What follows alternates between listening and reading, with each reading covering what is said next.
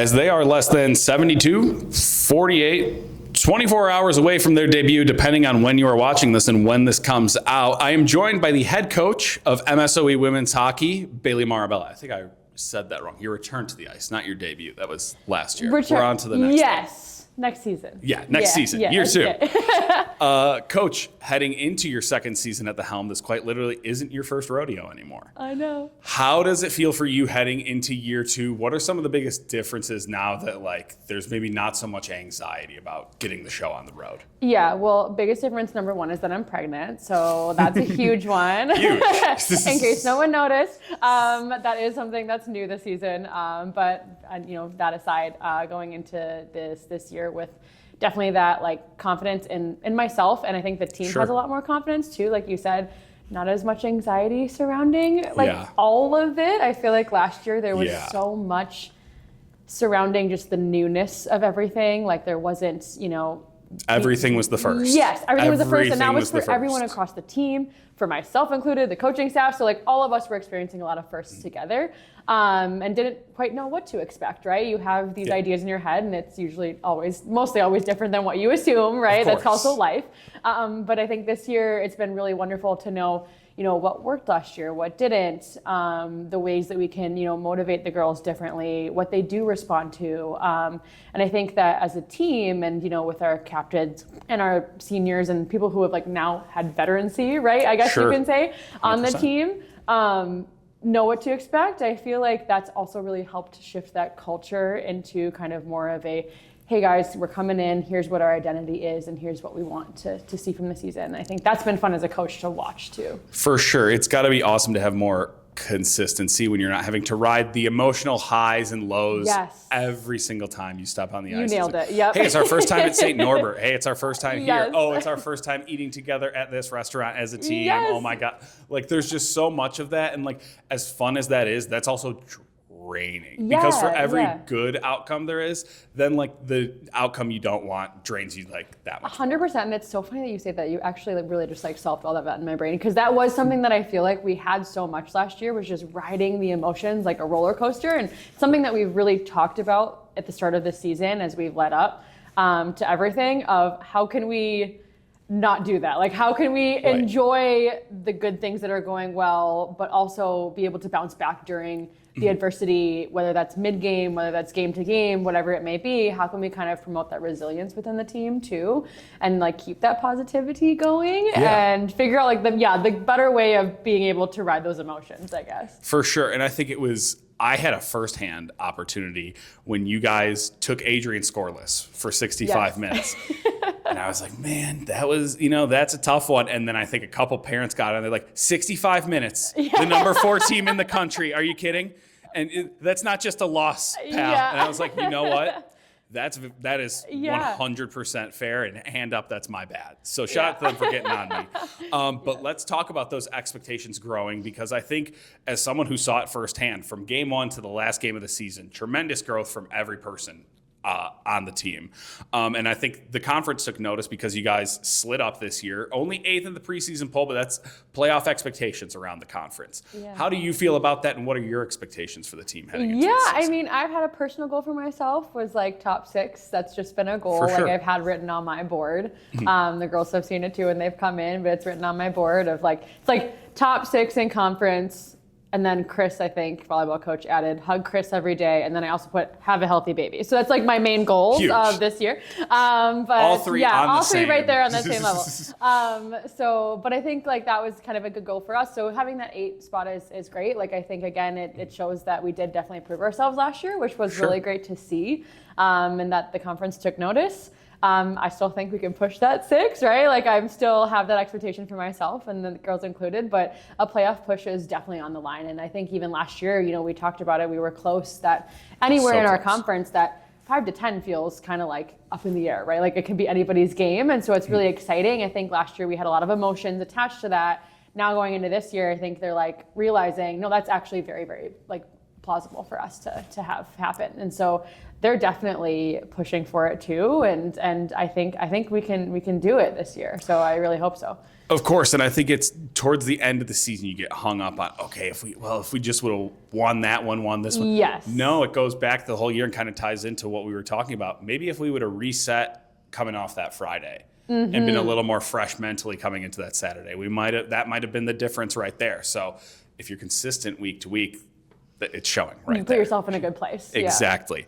Let's talk about the leadership of this team. 2 captains returning from last season, and Amy McDonald, who got the C this season, is the captain. Yes. And then Hannah Bauman returning to this leadership group. Mary Frances Williams joining them, picking up an A for her jersey.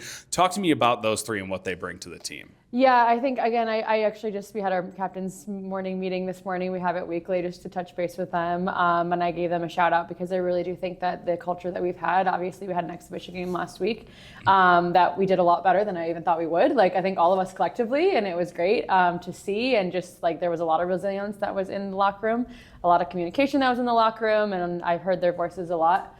And I think, that's a testament to just who they are as people and as leaders. And I think they've brought in a culture of I think more so of like holding each other accountable, but also putting that belief in each other, I think is something that they're really good at throughout the team of, hey, like we come together on the ice, in the locker room, we're a family. We're fighting for each other, and all of us are capable of doing, bringing something to the table, basically, I think is that kind of message that they've always had. And I think having, obviously, Amy and Hannah have kind of had their toes wet in that experience last year of kind of figuring that out. I think now they also know, what worked, what didn't, and have brought a lot of that knowledge. And then Mary Frances is just one of the most competitive people like you will ever meet. Like that is, you can see it on the ice. You can see it just in her demeanor. Not to say that Amy and Hannah aren't. Of course they are. I think we have a lot of competitive people on our team, but I think she brings that extra fire into that group of 3. And they just work really well together. Like I think their communication, they're all kind of close with different people on the team too. And I think that brings together a really nice little culmination of the 3 of them, like approachability in that sense. For sure. And I think having that belief in your teammates and, hanging out with everyone, regardless of where they might be on the roster, I think that's super important because I think if I had one critique of my football team I was on back in the day is that offense rode for the offense, defense rode for the defense. Yep. But at times, there was some real animosity there because defense felt like offense had it easy. Offense was like, yeah, no, they're just working you guys really hard, and it sucks that you can't speak up, but that's on you. Yeah. So that brewed a little animosity, whereas I think if we would have just been like, hey, we're all in the foxhole together a little bit more, we could have accomplished that much more. So it's awesome to see that you guys are already one team. It's not offense, it's not defense. It's just one crew. Yeah, absolutely. Offense, defense, goalies. Yes.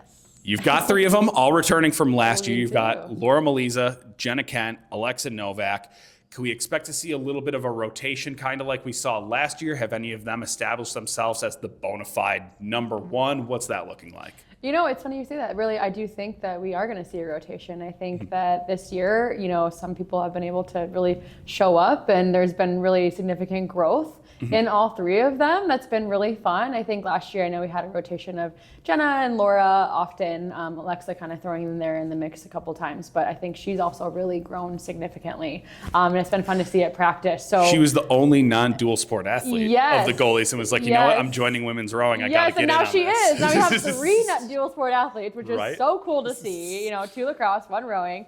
And I think that's really contributed to them, I guess, as more all-encompassing athletes too, which has been really 100%. Fun to see. But yeah, no, all 3 of them have really shown up to play and really brought it to practice. And I think it's been fun to see that. And I mean, I was just talking to my assistant yesterday. We're like, it's actually gonna be pretty tough to kind of see, and it might be nice to have that rotation, right? So obviously, game to game, week to week, that shifts, right? It depends on really who is showing up to play, and who's going to be the best fit for the team. That's kind of how we always go about it. Of like, hey, I think that you're going to be the best fit for this game, and we go with it. But it has been really wonderful to see that growth for sure. Not to pick on her at all, but is Jenna Kent going to have the right color pads this year? The green and yellow irritated me just like a little bit. I was just like, it's not that noticeable. It's not that noticeable. But I was like, We got yes, we had some significant delays and things and fitting issues. Understandable. Last year. But yes, everybody has their MSOE, like red, black, white, whatever it may be, patch. So everyone is looking good. Like I said, didn't want to pick on anyone. It was just a curiosity. Yeah. Hilariously enough, those were Marie's pads too, like back from Clarkson in the day. So. Retro, some right? vintage. All right, Coach, I'm going to put you on the spot here. We got some random questions for you. Your Mount Rushmore personal favorite Chicago Blackhawks. Oh my gosh, this is so hard. Okay, so obviously, like for me, being just growing up a Hawks fan, gotta put Kane and Taves on there, right? Like 1A, 1B. Yeah, like in whatever order it might be. I feel like it's gonna be more of my generation. So like, sorry to my dad, who's probably like, you're not gonna put Chris Chelios. Those were amazing legends. Didn't yes, see of them. course, sorry. Legends, yes. But from my standpoint of what I grew up. Watching Kane and Taves, I think you gotta put Hossa on there too, right? Like, oh man, I miss that guy. Every hockey player's favorite hockey player. Like, I know I'm putting like no one right now, which there is obviously great ones right now, but on my Mount Rushmore, Kane, Taves, Hossa, and then personally, this is gonna be kind of a wild card. Loved Andrew Shaw. Oh no, the Pitbull. How could you not? Because I just little player. Yep. Absolute, grinder, agitator, everything, got under everyone's skin, but also could had bury the puck. Also had that skill, that talent, and I loved watching him growing up. Like I would always try to be that fiery pit bull myself as a player, and so he's one that stands out to me. He had one playoff run where he took a puck to the eye or mouth, something where he got stitches, and I was like, and was right that's back out the coolest guy on the planet right now. Yes, so, absolutely. That era was great. So. 4 for 4 with those picks. You got to break out the Spotify for us. I left my phone on the table. Go to your day list. I want the first 5 artists that you might be listening to at noon on a Wednesday, according to what Spotify is saying. My day list, I feel like, calls me out often, but also is. The descriptors I get for mine are, I feel uncomfortable saying them on camera. Yeah. Oh, this one. So usually Wednesday, I guess it's more of my I'm putting on chill vibes to try to get my work done type of thing. Like usually throughout the rest of the week, usually Thursday is the pink Pilates Thursday looking vibe. That's what usually comes. This one is more downtown vibes, like cottagecore type of vibes. So we got some Lana Del Rey on there. We got the Smiths, the Cranberries. And Cage the Elephant. So nothing embarrassing there, I'd say. It's a little bit more folksy kind of vibes on a Wednesday, but I don't think anything that we get you made fun apparently, of. Yes. Apparently that's what Spotify is showing to me. But I'm also a big podcast girly, so that doesn't really show up. But I usually am listening to What's the most recent podcast you've had on the docket? I do listen to Chicks in the Office, the Barstool podcast. For sure. That's really all my pop culture knowledge. I'm really big in that. You could ask Marie or ask any of the girls. I know too much probably about that, but that's my kind of vice. So listen to them, and then I have started the Amy Poehler podcast. For sure, yeah, I've heard good things about that. It's really fun. If anyone wants a podcast, that's a really good one to listen to. And she gets really good guests on She gets great guests on it. It's really fun, and Crazy. they keep things really light, and it's always a good little escape for me. So. You guys had a recent social media post that got some traction. Poor Emily. Emily. She's got a gift in that height. Are you kidding me? And everyone just making the joke that no one knows the origins of the 6'7" joke. 6'7", don't get it. Nope. Don't get it. Speaking of trends we don't get now that we're old, let's rewind and go to some trends we did understand. What was one of your favorite school trends back in the day? I really enjoyed the fancy mini erasers and silly bands era. That was really fun. The snap bracelets. Yeah, 100%. I think that was my favorite run. That was bits. Great. And then I think there was once social media did come about, there was all the weird, what was the one where everyone was frozen? The Black Beetle trend, was that the one? Whatever. Mannequin challenge. Yeah, the mannequin challenge. The mannequin challenge. I was the song is coming to my head. That was one that I feel like everyone did. Yeah, and the Harlem Shake. Was when they were just wildly most the hottest thing on the planet for 2 weeks. Yeah. I remember every group I was a part of at school is like, hey, we gotta film our Harlem Shake. We gotta film our Harlem Shake. Over your pages of just like teams doing it, like companies doing it. It was crazy. What about, did you ever do the ice bucket challenge? I did, yeah. I think I did do that. It was fun. It was like a fun thing for me. I think it was like high school age, or maybe early college, I don't remember. That was something that started as like for a cause, like for ALS awareness, and then kind of just became, hey, I'm dumping water on myself. I'm going to tag 3 of my friends and they better dump. Right. Like it is tough, but definitely lost the plot on that 100%. One at some point along the way. Were doing it at once. Yeah. And then it was the worst when you got tagged by like multiple people and you're like, so do I dump multiple buckets on my head? Like, and it became really confusing. Yeah, no, that was, you were just hoping you didn't get tagged. Yeah. Or if you did get tagged, you hoped it was someone who wasn't going to hold you accountable. 100%. Yes, yeah. You're like, will they see this? But yeah. No, I absolutely have no idea where like 6-7 comes from and all that stuff. Don't get it at all. And it's like, it's lingering too. Like it's been a couple weeks now of this going on. And I'm like, okay. And everyone was coming to, I was like, I just don't know. And I don't know if they have to explain it to me, or I think I might just exist in the world where I just don't need to know. Yeah, no, that's my biggest fear at this stage, is that I just don't need to know anymore. I'm not cool. I'm never going to be cool. They probably don't know the Harlem Shake. That's also true. And that was cool. That was cool. You guys are going to play your first game of the season on Halloween. Yeah. What is your best and or worst Halloween costumes you had growing up? Oh, this is hard. I'm trying to think of the ones growing up. I would say like the worst, I hate to say it, but obviously like being a hockey player, like there was a year that I was just like a hockey player, which I think is just kind of lame for me. Like I could have been probably anything else, because I had a lot more fun costumes later on. Like my mom was really awesome at like making my costumes. Like there was one year where I really liked Miss Congeniality, so I was an FBI agent one year, which was really cool. That's she had like awesome. the cool, like, you know, like the thing attached. The credential. Like, the credential, and then like the earpiece. Like I felt really official. That was a fun one. I'm trying to think of ones that I kind of had later on.